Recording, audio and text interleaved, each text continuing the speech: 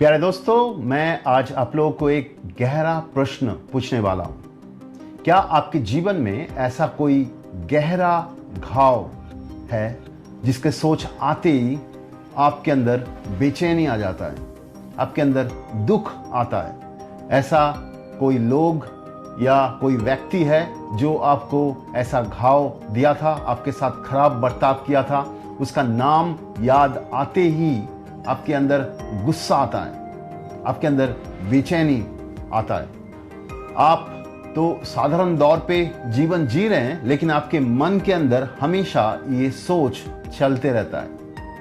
आप प्रार्थना कर रहे हैं, लेकिन परमेश्वर के साथ जुड़ नहीं पा रहे हैं। आप बाइबल पढ़ रहे हैं, लेकिन आप मन लगा के बाइबल को समझ नहीं पा रहे हैं, क्योंकि वो जो आपको आघात दिया था, जो लोग आपके साथ खराब बर्ताव किया था, वो सारे सोच आपके मन के भीतर लगातार चल रहा है। हो सकता है कोई व्यक्ति आपको धोखा दिया था, कोई व्यक्ति आपको अपमानित किया था, कोई आपको गलत समझा, कोई आपको ठुकराया, और ये सारी सोच आपके मन के अंदर लगातार चल रहा है। आप उस सारे सोच से निकल के नहीं आ पा रहे।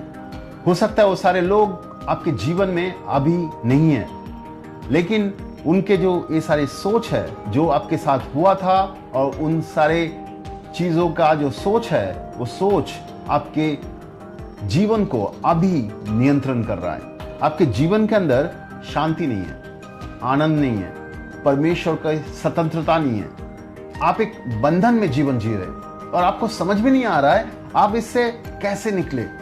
तो आपके लिए अच्छा संदेश है, आप यहां से संपूर्ण रूप से निकल सकते हैं। प्रभु यीशु आपको यहां से निकलना चाहता है, वो आपको सहायता करना चाहता है कि आप संपूर्ण यहां से निकल पाए।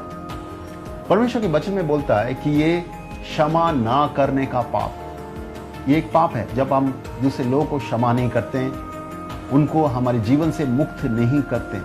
हमारे हर एक व्यक्ति के जीवन में ऐसा कोई ना कोई घटना होगा जहां पे हमें घाव मिला है, लेकिन उस चीज को हम अगर पकड़ के रखेंगे जिंदगी भर, तो वो घाव के सोच, उसमें जो भी बातचीत हुआ था, वो सारी चीज हमारे जीवन के अंदर कड़वापन लेके आएगा, गुस्सा लेके आएगा, बेचैनी लेके आएगा। लेकिन परमेश्वर के वचन में उल्लेख है कि हमें क्षमा करना है। परमेश्वर क्षमा करने वाला परमेश्वर है, और वो चाहता है कि हम क्षमा करें लोगों को जो हमारे साथ खराब बर्ताव किया है। और हम जब क्षमा करेंगे, हम ये सारे बंधन से मुक्त हो पाएंगे। जब कोई व्यक्ति क्षमा नहीं करता है और ये सारे सोच में वो लगातार चलते रहता है, ये सारे गलत सोच उनके जीवन को नियंत्रण करने लगता है।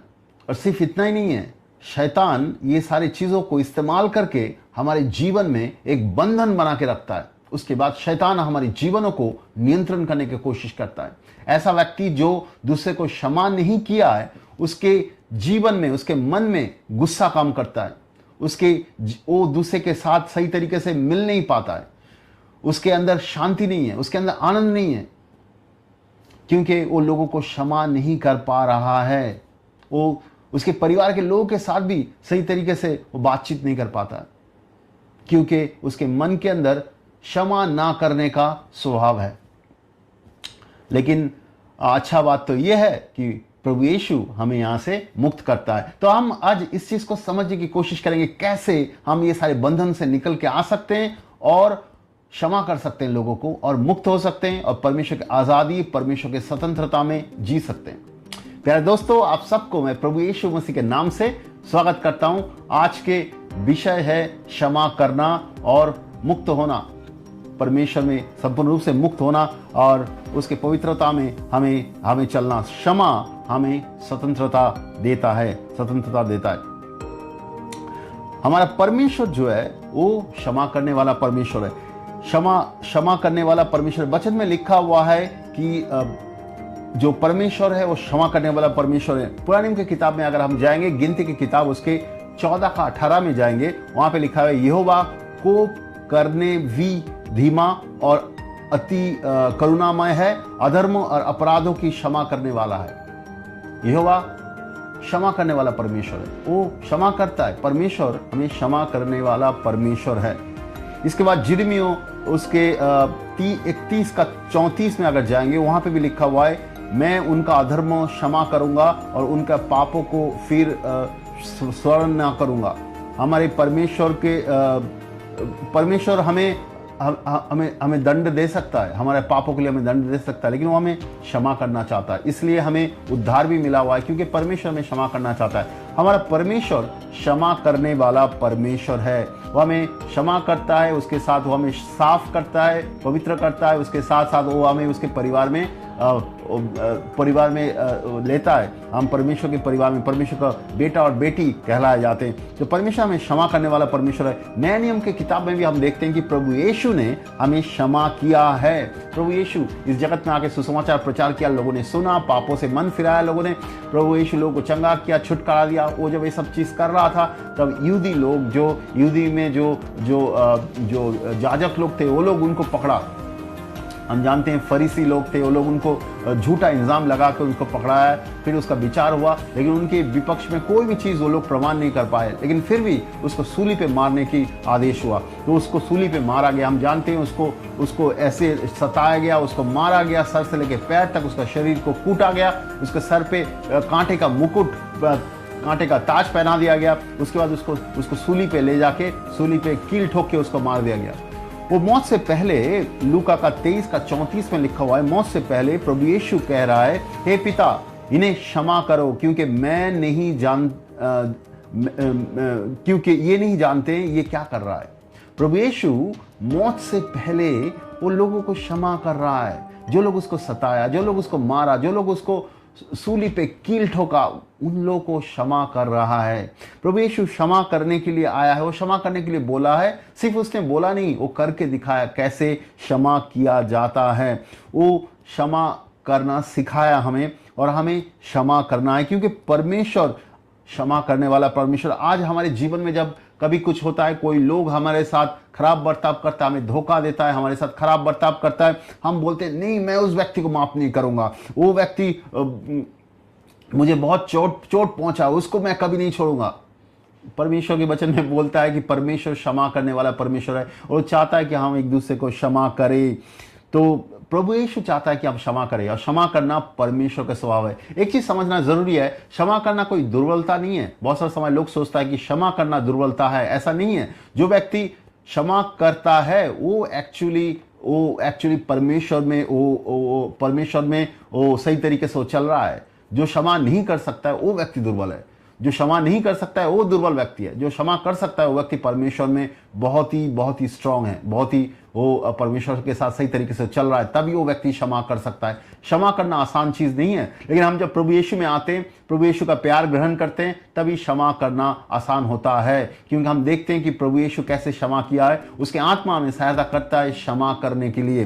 परमेश्वर चाहता है कि हम क्षमा करें। हम अगर क्षमा नहीं करेंगे तो हमारे जीवन में आत्मिक, शारीरिक बीमारी आ सकता है, आत्मिक, मानसिक, शारीरिक बीमारी आ सकता है, जो हमें बंधन में रख सकता है।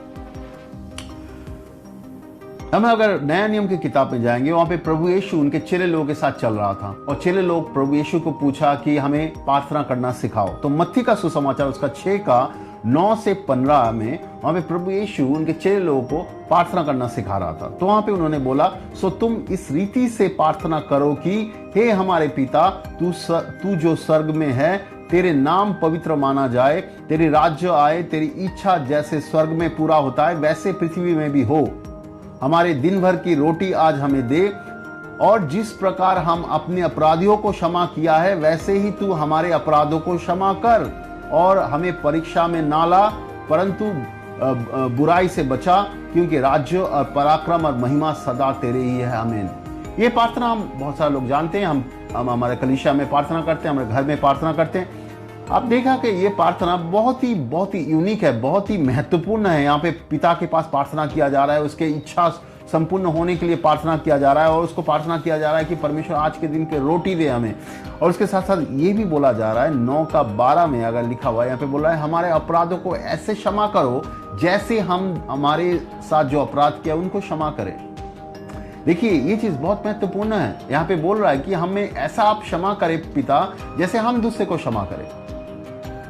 आप कैसे दूसरे को क्षमा करते हैं वैसे परमेश्वर आपको क्षमा करेंगे। देखिए ये चीज इतना महत्वपूर्ण है, प्रभु यीशु ने इसको फिर से दोहराया 14-15 में, फिर से प्रभु यीशु ने इसको दोहराया। इसमें लिखा हुआ है, इसलिए यदि तुम मनुष्यों को अपराध क्षमा करोगे तो तुम्हारे स्वर्गीय पिता भी तुम्हें क्षमा करेगा। हमें क्षमा करना जरूरी है, तभी हम परमेश्वर के क्षमा पा सकते हैं। और यदि तुम मनुष्यों के अपराध क्षमा ना करोगे तो तुम्हारे पिता भी तुम्हारे अपराधों को क्षमा ना करेगा। तो हमें क्षमा करना जरूरी है, जो हमें मुक्ति की तरफ लेके आता है। परमेश्वर की क्षमा हमारे दिलों में पहुंचने में सहायता करता है। अगर हम लोगों को क्षमा नहीं करेंगे तो हम खुद बंधन में बैठे हुए हैं और परमेश्वर की क्षमा, परमेश्वर की शांति, परमेश्वर की उपस्थिति हमारे जीवन में नहीं पहुंच रहा है। इसके बाद अगर मार्कुस के किताब उसके 11:25 में हम जाए, यहाँ पे प्रभु यीशु कह रहा है, जब कभी तुम प्रार्थना करने खड़े हो और यदि किसी के विरुद्ध तुम्हारे मन में कुछ भी है तो उसे क्षमा करो। बोल रहा है आप जब प्रार्थना करने के लिए जा रहे हैं परमेश्वर के पास, आपके मन में किसी के विरुद्ध में आपके मन में कुछ भी है तो उसको पहले क्षमा करो, फिर परमेश्वर की उपस्थिति में जाओ।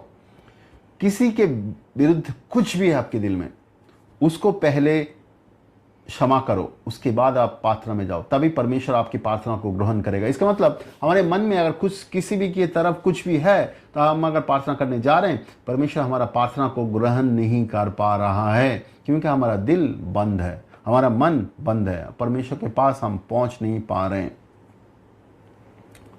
किसी के विरुद्ध अगर हमारे दिल में कुछ भी है तो हम क्षमा करें, नहीं तो हम परमेश्वर से जुड़ नहीं पाएंगे। बहुत सारा लोग आज के समय प्रार्थना करने जाते हैं, कलीसिया में जाते हैं, प्रार्थना करते हैं, लेकिन अंदर अंदर वो लोगों की तरफ उनके क्षमा ना करने का स्वभाव बैठा हुआ है और उसके मन में गलत चीज़ चल रहा है, उसके साथ जो भी खराब चीज़ हुआ था वो सारी चीज़ चल रहा है। इसकी वजह से वो प्रार्थना में भी सही तरीके से परमेश्वर से जुड़ नहीं पा रहा है। वो कलीसिया में तो जा रहा है, बाइबल तो पढ़ रहा है, लेकिन अंदर कुछ भी नहीं जा रहा है, परमेश्वर के साथ वो जुड़ नहीं पा रहा है, परमेश्वर की शांति उसके दिल में आ नहीं पा रहा है। तो हमें लोगों को क्षमा करना है और क्षमा ना करने का जो बंधन है वहाँ से हमें मुक्त होना है, तभी परमेश्वर के आनंद, शांति और उसका जयवंत जीवन हमारे अंदर आएगा। नहीं तो जो गलत सोच विचार है वो हमारे जीवनों को नियंत्रण करेगा, हमारा शरीर, मन और आत्मा को नियंत्रण करेगा। नया नियम के वचन में ये भी देखते हैं कि क्षमा ना करने की वजह से हम यातना करने वाले के हाथ में चले जाते हैं, या जो दंड देने वाले के हाथ में चले जाते हैं। मत्ती का सुसमाचार उसका 18 में एक दृष्टांत प्रभु यीशु ने देता है। मत्ती का सुसमाचार उसका 18 का 23 से 35 में उसमें एक सेवक था जो उसके प्रभु से कर्ज लिया था या कुछ पैसा लिया था। बाद में वो पैसा नहीं दे पाया, वो सेवक पैसा नहीं दे पाया। तो प्रभु पहले तो खूब गुस्सा हो जाता है, बाद में वो जब उसका सेवक उसके पास क्षमा मांगता है, बहुत सारा पैसा लिया था उस सेवक, तो प्रभु ने उस सेवक को क्षमा कर देता है, सारी चीज़ों के लिए क्षमा कर देता है। अभी ये सेवक उसके घर में और एक दास है उसके घर में काम करता है। तो सेवक जब वापस गया अपने घर में, तो उसके घर में जो उसका दास है, वो दास उससे थोड़ा सा पैसा लिया था, लेकिन वो पैसा वो दे नहीं पाया। वो गरीबी में है, उसके जीवन में प्रॉब्लम है, बहुत सारा तकलीफें चल रहा है उसके परिवार में, तो वो पैसा वापस नहीं कर पाया। तो इसलिए वो सेवक क्या किया, उसके जो दास है उसके ऊपर गुस्सा किया और उसको पुलिस के हाथ में पकड़ा दिया। और ये सारी चीज़ जो मालिक को पता चला, तो मालिक ने सेवक को बुला लिया। तो सेवक जब मालिक के पास गया तो मालिक सेवक को बोल रहा है, तो उसने स्वामी ने उसको बुला के उसको कहा, मत्ती का 18 का 32 से पढ़ रहा हूँ, उसको स्वामी ने उसको बुला के कहा, ये दुष्ट दास, उसने उसको क्षमा नहीं किया था, इसलिए बोल रहा है, दुष्ट दास, तूने जो मुझसे विनती की तो मैं तेरा वो पूरा कर्ज क्षमा किया।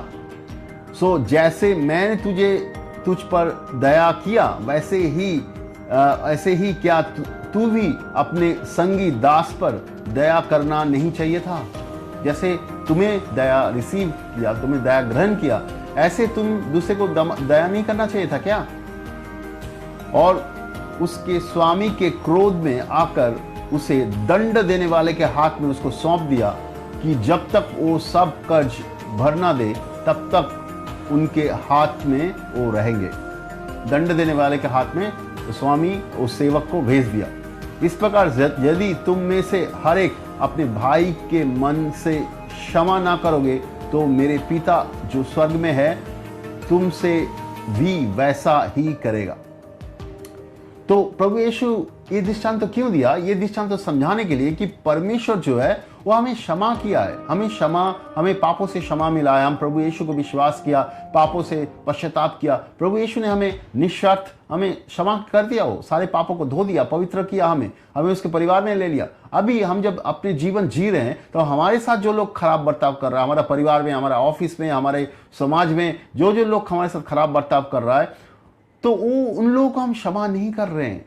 तो परमेश्वर गुस्सा हो रहा है। यहाँ पे बोल रहा है कि उसको दंड देने वाले के लोगों के हाथ में भेज दिया। मतलब यहाँ पे जो क्षमा नहीं कर रहा है, यहाँ पे इस दृष्टांत में दो चीज बहुत स्पष्ट है। पहला चीज है कि क्षमा ना करना, एक विश्वासी होने के नाते आप अगर लोगों को क्षमा नहीं कर रहे हैं तो आप दुष्ट व्यक्ति है, पहले दुष्ट व्यक्ति है, क्योंकि इसको दुष्ट दास बोला है।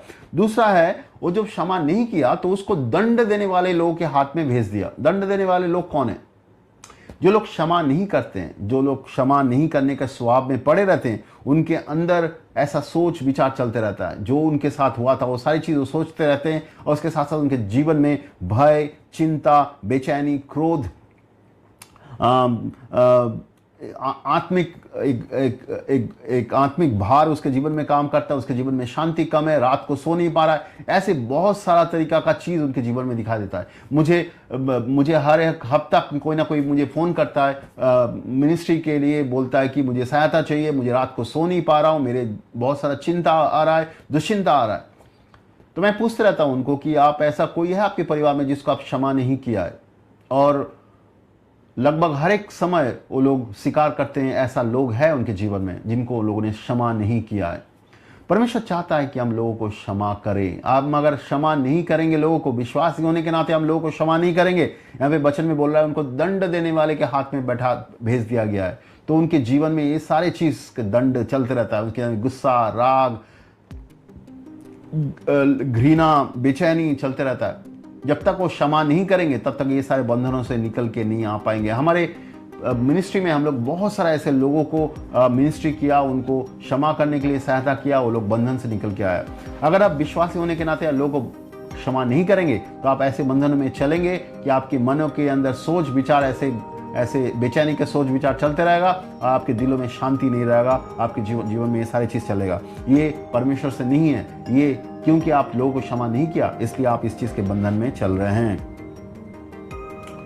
आप शायद कलीसिया में जाते हैं, प्रार्थना करते हैं, सेवा करते हैं, सब कुछ करते हैं, लेकिन अंदर से आप टूटे हुए हैं। अंदर से आपके अंदर गलत सोच, गलत विचार आपके मन में लगातार चल रहा है, क्योंकि आपके घर में जो लोग हैं उनको शायद किसी बात के लिए क्षमा नहीं कर पाया, या आपके जो रिलेटिव है, आपके जो रिश्तेदार है, उनको किसी लोग को आपने क्षमा नहीं किया, आपके ऑफिस के लोगों को क्षमा नहीं किया, आपके समाज के कुछ लोगों को क्षमा नहीं किया। कभी कभी ये चीज़ जो है, ये जो घाव देने वाला चीज़, ये जो गहरा रिश्ता है उसमें ज़्यादा घाव होता है। जैसे मान लीजिए पति पत्नी का संपर्क हो, बेटा और पिता का संपर्क हो, बेटी और पिता और माता का संपर्क हो, जहाँ पे संपर्क बहुत गहरा है वहाँ पे घाव बहुत गहरा होता है।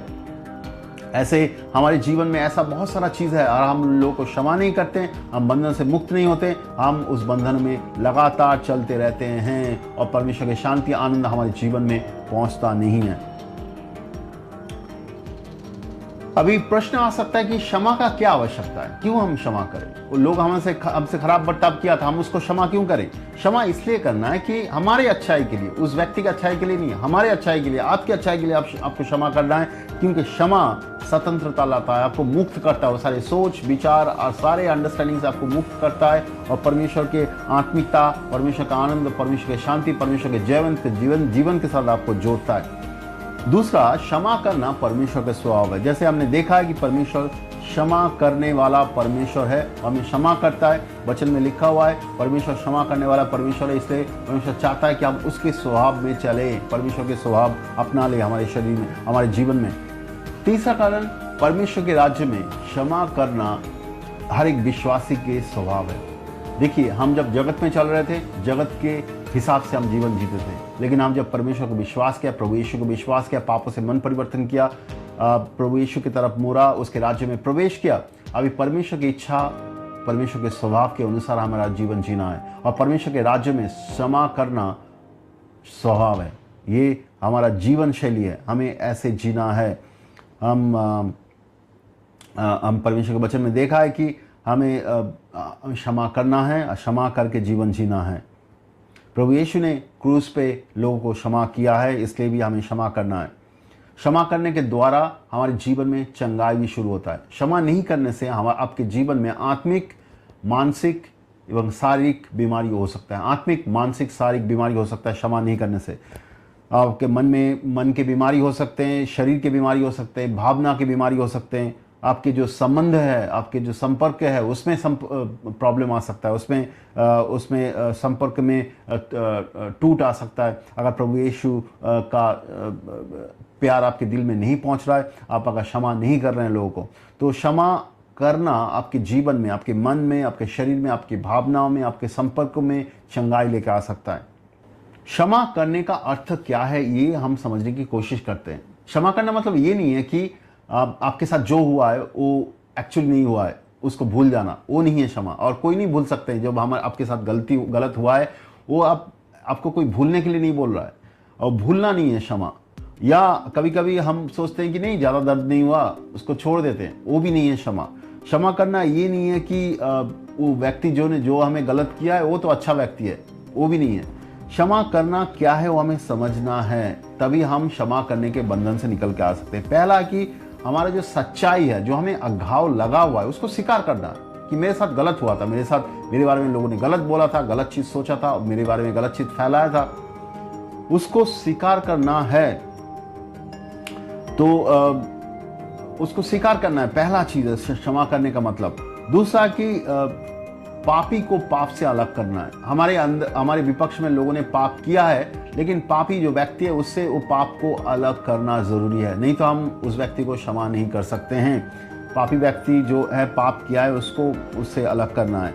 और तीसरा है कि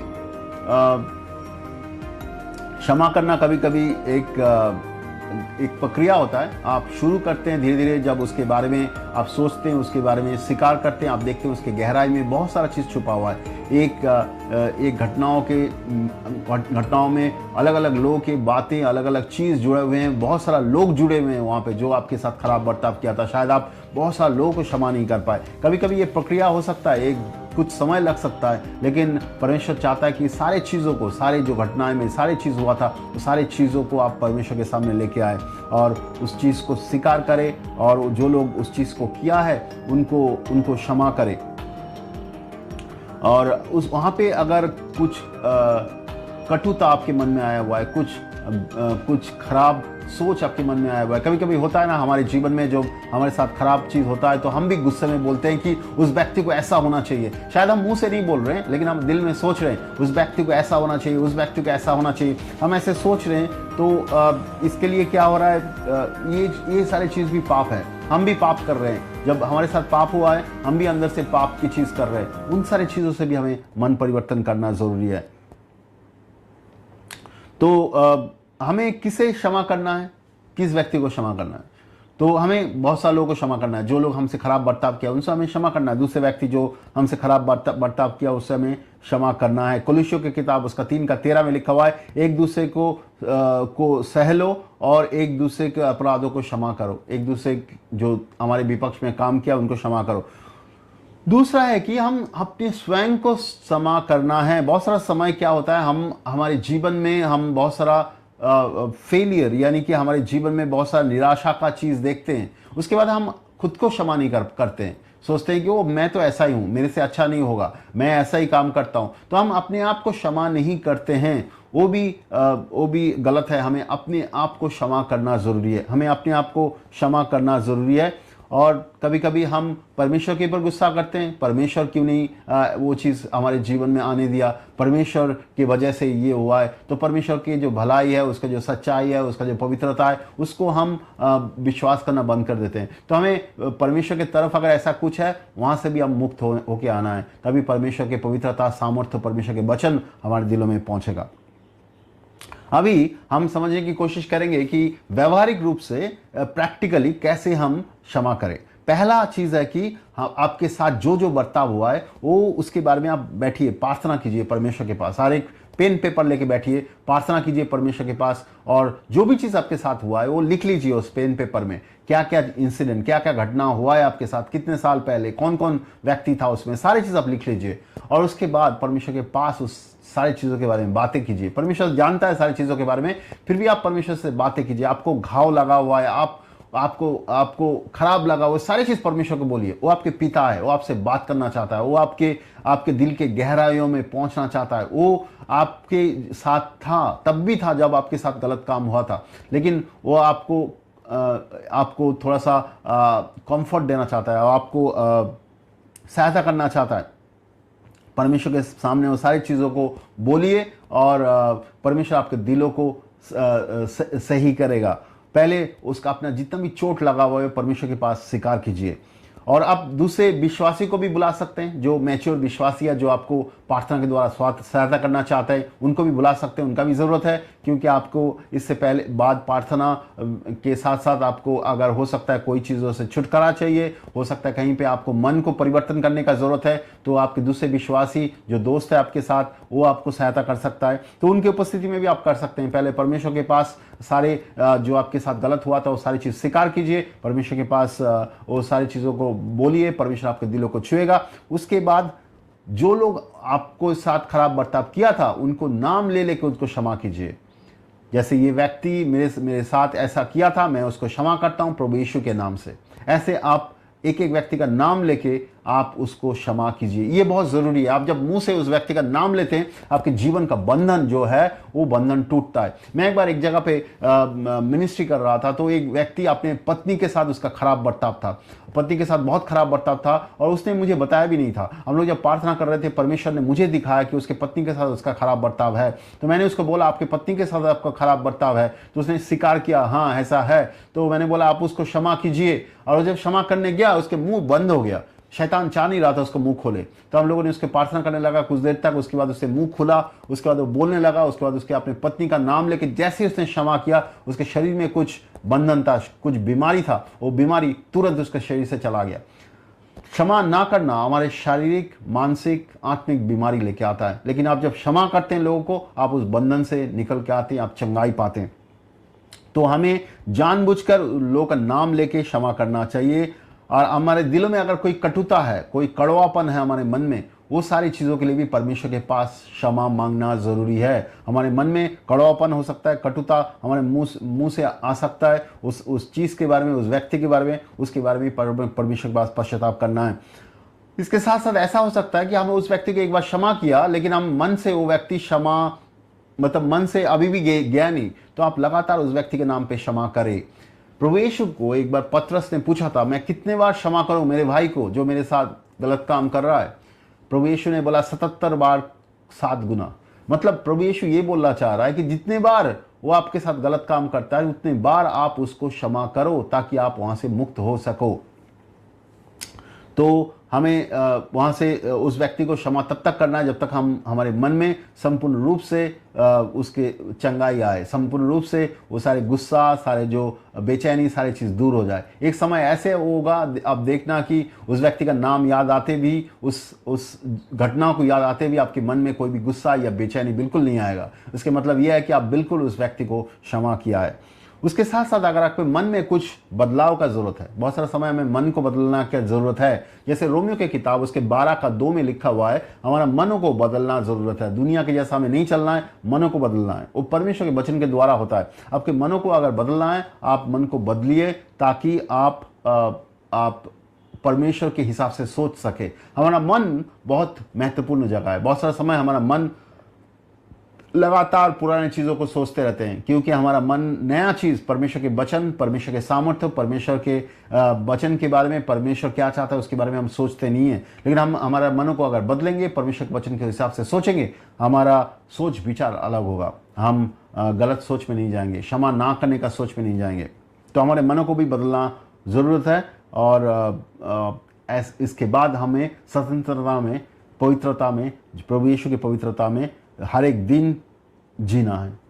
आप जब ये क्षमा करने का एक लिस्ट बनाएंगे तब आप देखेंगे कि आपके परिवार में बहुत ही नज़दीक लोग जो है वो लोग भी इस लिस्ट में हैं। आप उनका भी नाम लेके उनको क्षमा करें, उनको मुक्त करें। जो भी है, आपके परिवार के लोग, आपके रिश्तेदार, आपके समाज के लोग, आपके पास्टर, कोई भी, उसके नाम लेके उसको क्षमा करें और आप उससे मुक्त हो जाए। क्षमा ना करना एक बंधन है, हमने बोला ऑलरेडी। और क्षमा ना करने के बंधन से बहुत सारे लोग बंधन में पड़ा हुआ है, आत्मिक, मानसिक और शारीरिक बंधन में पड़ा हुआ है। लेकिन जब व्यक्ति क्षमा करता है वो वहाँ से मुक्त होता है। इसलिए आप जब क्षमा करने के क्षमा करना है, आपको मुक्त होना है, ये बहुत ज़रूरी है। आप अगर दूसरे विश्वासी जो आपसे थोड़ा सा मैच्योर है, जो आपको सहायता कर सकता है, उनको साथ में लेके बैठिए। आप पापों के लिए परमेश्वर के पास क्षमा मांगिए, उसके बाद उनको बोलिए आपके लिए प्रार्थना करने के लिए। और कोई भी काउंसलिंग का ज़रूरत है, आप उनको बोलिए आपको सहायता करने के लिए काउंसलिंग में, तो आपको वो सहायता कर पाएंगे। अगर कोई बंधन है आपके अंदर, ऐसा होता है और बहुत सारा समय, क्योंकि हम लोग इस क्षमा ना करने का बंधन में लगातार चल रहे हैं कुछ साल तक, तो उसके द्वारा शैतान हमारे जीवन में प्रवेश करता है। इसलिए जब हम पापों से मन परिवर्तन करते हैं, ये पापों से मन परिवर्तन करते हैं, इसको स्वीकार करते हैं, और शैतान के बंधन हमारे जीवन से टूटता है।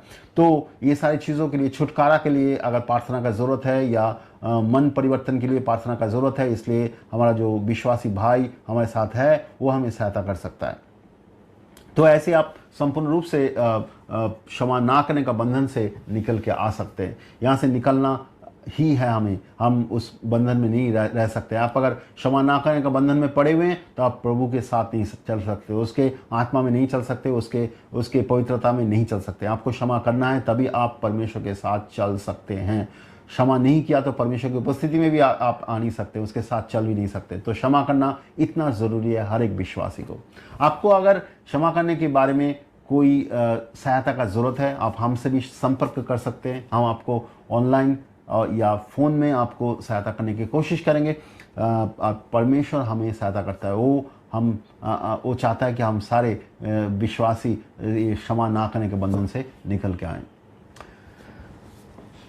मैं विश्वास करता हूँ ये जो शिक्षा, ये आपको सहायता करेगा क्षमा ना करने के बंधन से निकल के आने के लिए। धन्यवाद।